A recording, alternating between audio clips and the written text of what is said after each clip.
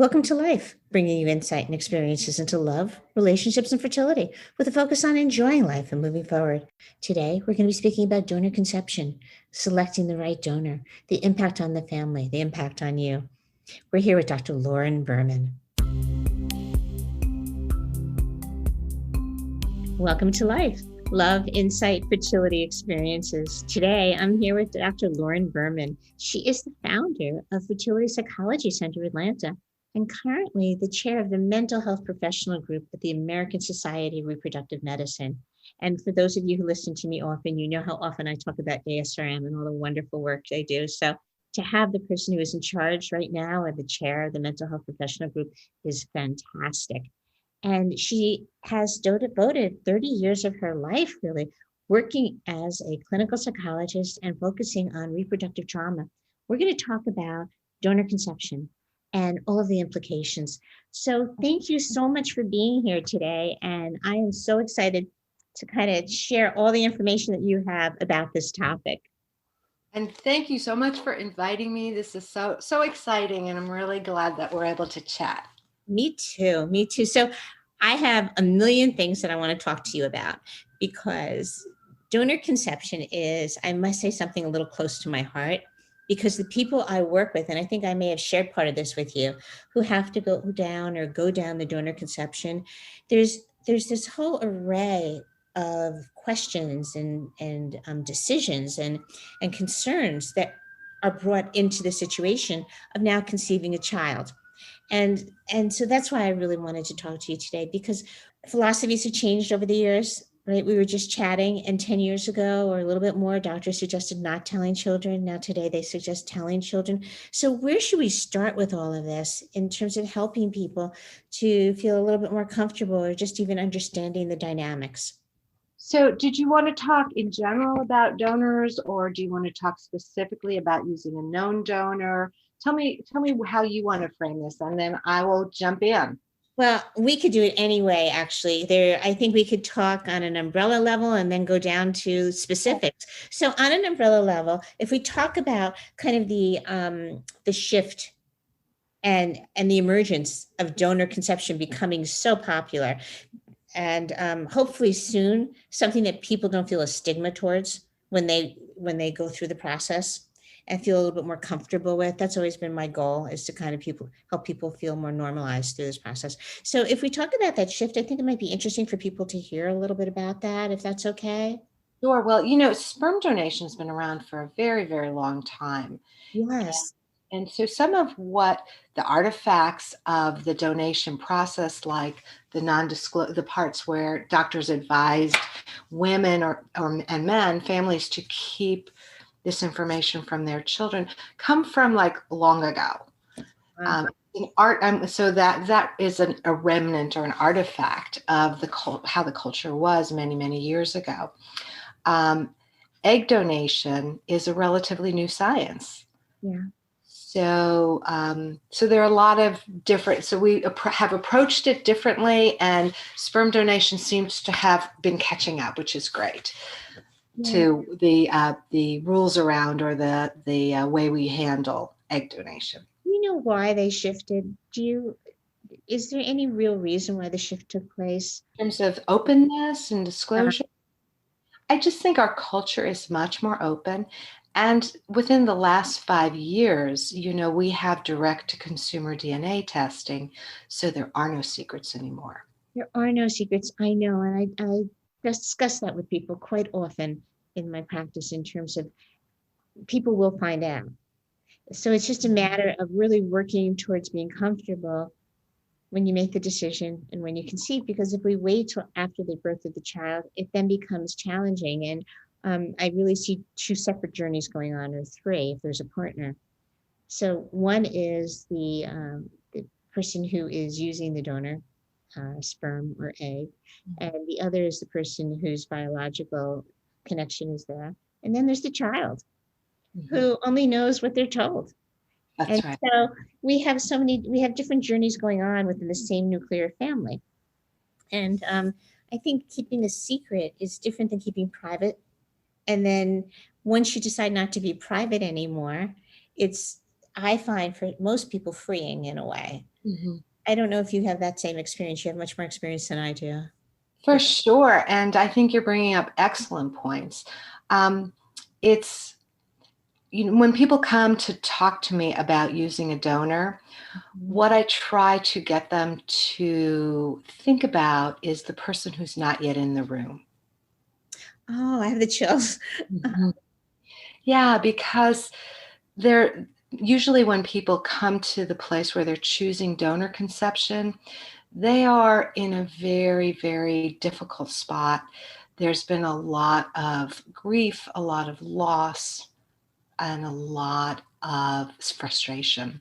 Mhm. So they're very fixated or focused, often, not everybody, but they're often very fixated or focused on baby, the baby, the Yes, baby. yes. And so what we want to do is help them widen their view to add the person who's not yet in the room. Yeah. And so how do you do that? Because that's a hard thing to do. I think sometimes just mentioning the person who's not yet in the room Mhm. gives them a wider lens, don't you think? I do. I think that very often. And what I find is most people struggle with two different kind of mixed emotions. And it's important to recognize there's so many mixed emotions that go on at this time, right? So it's this gratitude towards this person. And then there's this sometimes concern Mm-hmm. that they could do something the intended parent can't. Oh, you're talking about toward the donor. Yeah, Yes, for the donor. for And sure. For sure, mixed emotions toward that donor. but and you've done so much work with reproductive trauma, and that all intertwines with this conversation. But now, one of the new trends, one of the things I'm seeing more of, and you've seen quite a bit of, is that people are using relatives for donor conception. So they'll use a cousin or a sister or, somebody who they know who is now part of that family. So how do you navigate that? In terms That's a, sorry, go ahead. no, no, no, go ahead. That's a great question, Lori, because yes, people are, and it actually, I think the original egg donors, the very first egg donor was a sister. Uh-huh.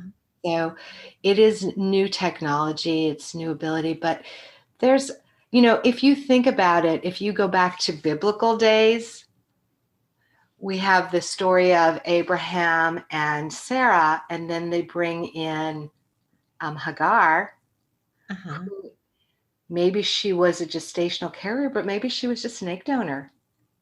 Right, right, right. So for some people who don't know that relationship, could we just explain it a little bit? Sure. So Abraham and Sarah were elderly, and Sarah was unable to conceive. And Abraham had in those days, called a concubine, and he took her into the household. He had a baby with her, and Sarah was partly raising that child as her own until she was able to conceive herself.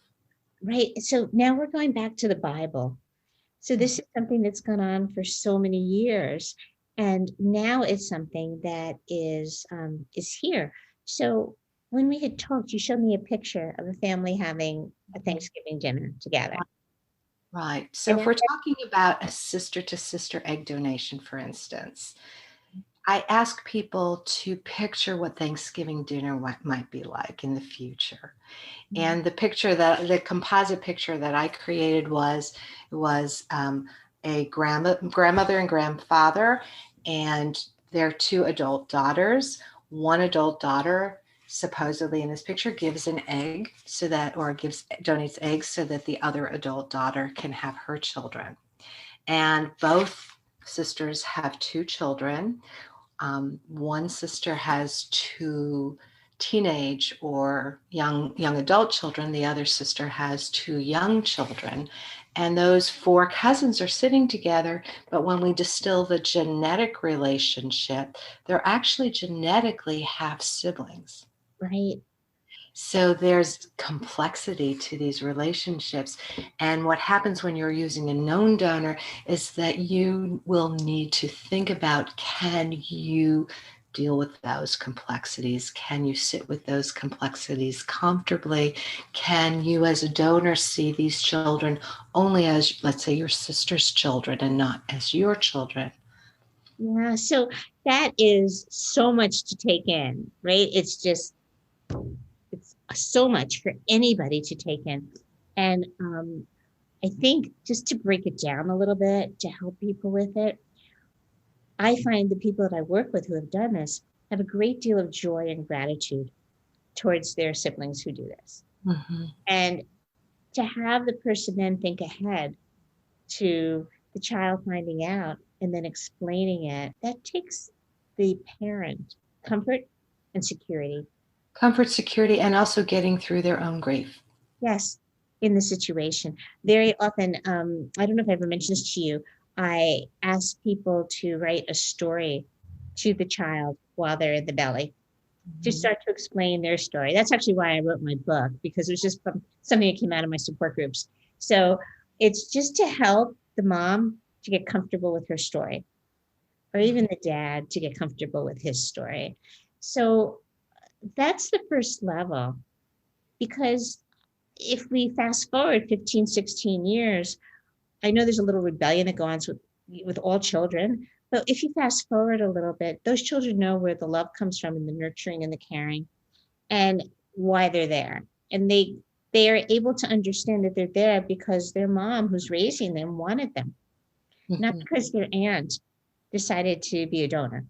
Right. That's a really interesting dynamic to take in. And that's a skill for the parent to be able to communicate, I think. Yes, and the earlier they communicate that, the more comfortable they become with that, the better it is for the children. By the way, we skipped over this, but I loved your book. It is just precious, and I think it does exactly the job it needs to do. Oh, thank you so much. Thank you. And thank you for sharing with somebody who speaks Spanish. I was like so excited when you told me. Thank you. I'm glad. I really appreciated having a Spanish version. So we have done studies and we have seen studies. I haven't personally done the studies, but we've seen studies of children who either found out on their own, because secrets are very hard to keep, especially secrets about identity. Yeah. Or have been told later in life. Susan Golombek, who you've interviewed, has done remarkable, wonderful studies about this. And when we look at these studies and when we look at this research and when we talk in one-on-one to people who have found out later in life that they're donor conceived, we find that they are in shock, that and the book Inheritance by Dani Shapiro, she talks about her shock and the identity crush that it had on her. Well, yeah, it shakes your whole world. It does. Exactly. You wonder what else has been hidden from you through your life. Right. So then you question your relationship with your parents, perhaps, that what can I not trust them on, or how long have they been lying to me? What else have they lied to me about? And it shakes. I think many people get over that, but mostly it shakes the foundation of who you've always believed that you were. Yes. And that's so significant and profound for a person to do that. I was talking to a woman who is actually Mandarin, and she was not conceived through donor, but she was conceived through adoption, and she was adopted. Her parents adopted her from a relative, and the Asian culture is one of a lot of privacy and a lot of respect in many ways. I don't like to categorize, but her parents were very old world. And so when she found out, she said she was very taken back and very shaken, but then she took a moment and she understood why they didn't tell her. She understood why that other person wasn't able to raise her and all the love her parents gave. I thought that was the most remarkable, quick transition I've ever seen or heard of. Yeah. Yeah. Because it usually takes a little bit more than that. when the children find out and it's just part of their life, that's what it is. It's part of their life. That's what it is. It's part of their life. I did a Facebook Live event with one of the young adults who was in the television show from several years back called Generation Cryo. So I did this Facebook Live event, and I actually spoke with her. She's an Atlanta young woman. She was born and raised here, and actually her mother was my son's middle school English teacher. Oh, wow. Such a So small yeah, world. small world. So she says she actually, I spoke with her and her twin brother, and they had said that they were so comfortable with being sperm donor conceived that they would talk about it in class, and their kindergarten friends, mothers, would call their mothers and say, "Why are your kids talking about sperm?" And so they were just like so comfortable in their skin talking about it. Their relationship with their father is very solid. He's a Yeah, lovely man, and they adore him. And that's and wonderful. That's fabulous because that's their parent. So, in order to have a child, it takes an egg, a sperm, and a uterus. And, I like to add a lot of love and desire there. And to know that you're part of that, kind of conception and approval or desire to move ahead with it, yeah, regardless of the egg or the sperm, but just to have that child to love, that shows the intention and it shows how much passion and perseverance goes into that. So I know of a couple, and it's the total antithesis of what you just said. And this is the gamut that we're running when we work with people, I find. That is the most wonderful story that you just shared in terms of the little ones going in and being excited about being a sperm donor baby. But I have another couple where they got divorced and the children are 10 and 12, I think. And the father wasn't able to conceive, so they used a sperm donor. And now the father is out of the house, but part of their lives. It becomes very complicated when the children don't know. And so I had suggested, it was around Christmas time, I suggested that when they open up their presents for Christmas, they explain how they were the greatest presents, just to begin to open up that conversation. But I think that's a wonderful way to introduce the topic. And the other reason why it's so important to tell the children from the start is because later on the secret gets woven in, and can be in a toxic way if there's tension between the parents, the one who was able to use his or her own gametes, that's eggs or sperm, can use that as a weapon Mhm. if there's a fracture in that relationship. And that who is that most damaging to? The children. Right, because we have all these journeys going on. So I like to refer to it that way because the goal here was to have children that you love. And so you want to have them on that path. And it's so important. Now, the other piece that, if you don't mind, we can touch on a little bit is Mhm. having family and friends find out. Because Mhm. I find that that's a challenge for people, at least initially, when they have to go through that. And I think that circles back to personal personal openness, personal comfort with privacy. What is your privacy zone? Because as you said, there are some cultures in which privacy is a wide zone. Like Right. we don't share this with anybody. Um, Someone from another culture told me that she was pregnant when her oldest daughter was a teenager, and they never used the word pregnant in the house. And they did not share any information until she actually brought the child home with her from the hospital. So different people and different cultures have different privacy zones. So what is your privacy zone? And you may need to actually, if you have, Amazing story. I'm yeah, sorry. I was just like kind of digesting it for a minute. That's really an yeah, amazing story, right? That is, how do you do that? mhm, yeah. Do it, but people do it, and we have to accept it and then help them to move on from it or move forward, not on, but forward. Right. And we also sometimes cannot knock down the walls of someone else's culture. No, and we don't want to. It's so important. I'm so glad you said that because the cultural implications of all of this are so significant to take into account. Right. And So we, ASRM is doing work on that. yes, I think so. Yeah. Um, in terms of another culture, I do find out when someone's was born and raised in another culture and they're having a child here in the U.S. I do raise the fact that I ask them, do they plan to go back to their country of origin? Because their country of origin may be a place where people don't share information, and this Yes. is really close. Or do they intend to raise their child in the U.S.? And I do plant the seed that when they raise a child in the U.S. is a very open culture, so they're going to have a child that straddles both cultures. The child will likely identify with the parents' culture of origin, but they will be raised in this incredibly open culture. That is really something to think about and important to kind of weave into all of the conversations. And if the doctors can assist with that in any way, shape, or form, I think it really um, makes a big difference.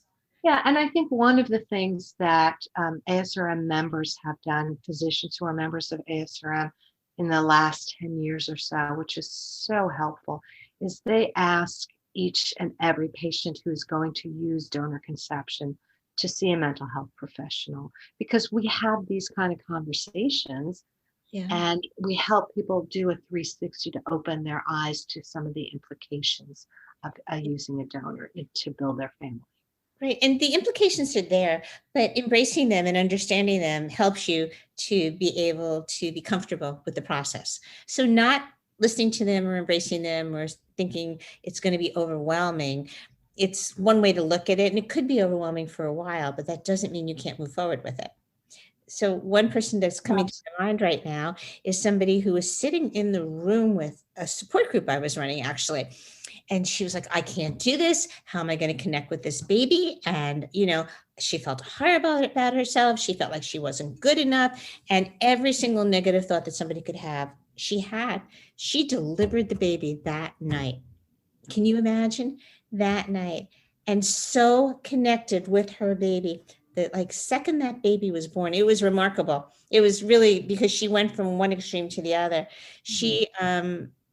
She recently had her second child through donor conception. So I give that story only because it's such an extreme example, but a true one. Yeah. The emotions people could go through and the concerns, and allowing yourself to go through them prior to the birth is such a gift you can give yourself. Yes, I think that's spot on, Lori. That's exactly what I would say. And also that they go through a roller coaster. Yes. Yes, they do. And usually when a doctor says, I'm thinking that egg donation might be, or sperm donation might be your best option, Mhm. people feel shock Yeah. and grief and anger and the whole gamut of that grief reaction. And then their feelings start to change. Mhm. So they may start to feel more inclined, they may start to feel less inclined, they may start to feel less shocked and more open. So I recommend to people who come to see me to, like you said, allow themselves to experience the emotions, to process the emotions, and then to know that where they start may not be where they end up. Right. Absolutely. Because it's a journey. And that's why we use that word. So I absolutely agree with you on that. And I'm so glad that you mentioned that the doctors are now recommending that people go and talk to somebody just to help them to understand the process and understand what's there. Even if they don't go back, even one meeting, I recommend more, but even one meeting to know that is really, really so important. And you also help them um, to identify or talk to or not talk to who it is that's donating besides a family member. I believe you do work with that as well. When they're using a known donor. So sometimes there's an agency. I've been working with an embryo donation agency that matches couple donors and recipients. And typically, when somebody's donating an embryo, they've created embryos through IVF, and they maybe have created more embryos than they'll use to complete their family. And then they see meaning in those embryos, sometimes for religious reasons, and sometimes because, wow, this was a gift. We were able to do this, and we want to pay it forward. Yeah. So they will give them to somebody else. So I have facilitated meetings between the donor and the recipient so that they can coordinate how they're going to tell their children, and they can coordinate, how they're going to communicate and how often. It's really important that everybody goes into this arrangements with the same expectations. Yeah, it's wonderful. I know you do a lot of work as an expert in reproductive medicine for different practices, and that's wonderful. It really is that you've been able to help all of these practices to understand the significance. It Yeah. really is. And it's very satisfying for me as a professional to work with these patients to help them really understand how to look forward and what this means and how will this impact their family, and what it's like, how children receive disclosure and what children go through. It's very they are very appreciative of the information. They are, and you see them go from one feeling and emotion and all these decisions to make medically, emotionally, and socially, like every realm of life. And you see them go through it and then ultimately have what they want, in terms of the family, even though the way they got it isn't necessarily the way they dreamed they would. So I love this field. I do, because you're really just kind of being there with somebody while they go through this path and ultimately a family. And so that's great. And now with what's going on with COVID, people are working remotely. And I was so excited to learn that you're also board certified in telemental health. So that was great, because I haven't really talked to too many people professionally who have been. So I'm really glad to know that. And then, I really would, we don't have too much time left. And I know we really covered a lot of topics, but the one thing I thought would be important to touch on that you mentioned was the legal implications of all of this. And I really don't know that much about the legal implications. So anything you could share would be great. Okay, so I need to put a caveat there, and that I am not an attorney and I never will be, and I can't give anybody legal advice, but I do always refer, if in a known donor situation, for instance, that let's say a sister is donating to a sister, a brother is donating to a brother. I also see where there's a gay female couple, and one of the wives, her brother is donating so that his non-sister, his sister-in-law, can have a baby. So all kinds of wonderful, I see wonderful known donation arrangements. Yeah, But remarkable. I always recommend that they see two reproductive law attorneys. Two of them. Why Yes. two? Two Well, CEOs, one for each. yes. My lawyer friends tell me that if there are not two lawyers, there is no contract. Oh, that's fascinating, but Yeah. makes sense. Yeah. Each Yes. party needs to be represented. Exactly. And specifically when it is a known donor relationship, right? We want to make sure that each party does not feel like there's that they were underrepresented or that they didn't have appropriate representation. And when people tell me that they're going to use a sister or a brother or a friend or a cousin to donate eggs or sperm to them, I say, then this must be a precious relationship. And so I love that. I love that. it's absolutely true. I mean, You're right. It is. someone is just an amazing, generous, loving thing. Mhm. But what our job as therapists, as mental health professionals in this field, is to do whatever we can to maintain that precious relationship. Yeah. Have you ever met with the known donor and the recipient at the same time? So in other words, your sisters at the same time? Oh, for sure. So whenever somebody calls me and says, I'm going to use my sister as an egg donor, first I meet with the recipient and her husband if she's married to a man, or her wife if she's married to a woman.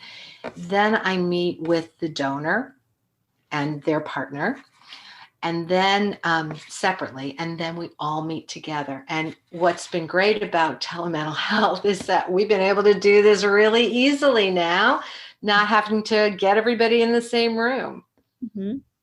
That's really wonderful. It really is, because that's what you want to do in any type of therapy, to really be able to understand each party and understand what they need and have them understand what everybody's going through. So that sounds like the perfect way that this should be handled. And I hope that moving forward, many people are able to do that. Yeah, it's a lovely thing. Yeah. There's a downside to it. There are complications to a known donor situation. There is sometimes there's heartache with that too. Sometimes there's family complications with that too. So our job as mental health professionals is to not recommend that it go forward if we think that it's going to be damaging to anybody or the relationship. Yes, I agree with you. And also, if it's a not known donor, but lots of times the person who is not the biological parent is struggling a lot with it, to meet with both partners separately and then together, to see where the partner whose biological connection is, kind of just like a check-in, and how they feel about the other using a donor. If that changes the perception in any way, because in many ways I have found that the person whose biological connection is not there is the one who feels, at least initially, somewhat less than. In my experience, everyone has a different feeling about this. Yeah. Some people feel this way. Some people feel like that they've done what they're grieving. They've come to a point of total acceptance.